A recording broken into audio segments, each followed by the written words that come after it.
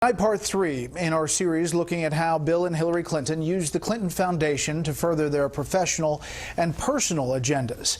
The FBI had long been investigating Hillary Clinton's use of private email as Secretary of State for clues into possible links between the Clinton Foundation and State Department business. As you're about to see, those FBI agents were not the only ones peering into what's been called the Clinton blur, the controversial mix of money and politics, diplomacy and personal interest. All so interconnected that it's easy to get lost.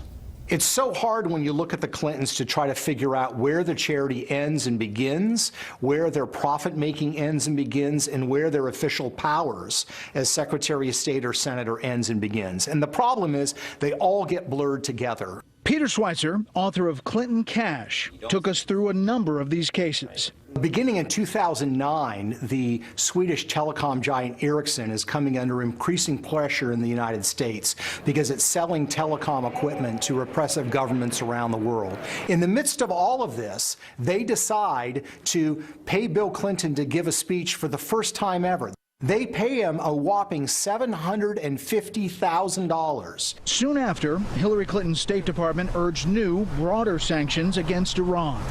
But the guidelines did not include telecom, which is Ericsson's business. Ericsson told us President Clinton was chosen for his perceived strong attraction power and selected from a list of many potential speakers with crowd pull. The company has told Fox News the conversation regarding Iran had no impact on this decision. In June 2010, Bill Clinton was in Colombia. Bill Clinton meets with the then president of Colombia, Uribe, to discuss matters in private. What's curious is that Hillary Clinton is in Colombia at the same time. And after Bill leaves the presidential palace, Hillary Clinton comes in and has lunch with the president of Colombia, where she signs some technical agreements and explains her commitment to a free trade agreement between Colombia and the United States. The very same trade agreement she had pledged to defeat while running for president in 2008. As I have said for months, I oppose the deal. I have spoken out against the deal. I will vote against the deal, and I will do everything I can to urge the Congress to reject the Colombian free trade deal. Also in Colombia with Bill Clinton was Frank Giustra, a billionaire businessman and family friend. Let's go down the timeline as you have it. Frank Giustra, a Canadian billionaire, arrives in Colombia with Bill Clinton on June 8th, 2010. Hillary, at that same time, meets with President Uribe. What's troubling is in that the days that follow, Frank Giustra, who is one of the largest contributors to the Clinton Foundation, sees not one, not two, but actually 3 of his companies get major concessions from the Uribe government in Colombia. Neither President Uribe or Frank Giustra ever responded to our requests for comment. In May 2015, Giustra did release a statement that said, in part, suggestions that his contributions to the Clinton Foundation were made to further his business interests are not true.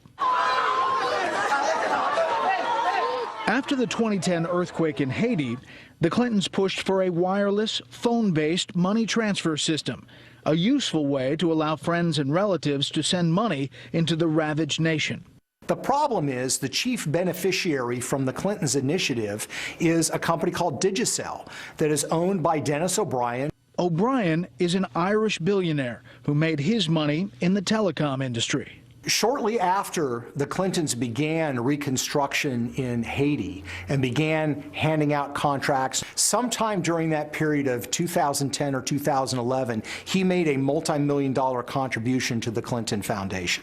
Digicel told us they, quote, entered the Haitian market in May 2006 via a legitimate license tender process and built a very successful business from that point on.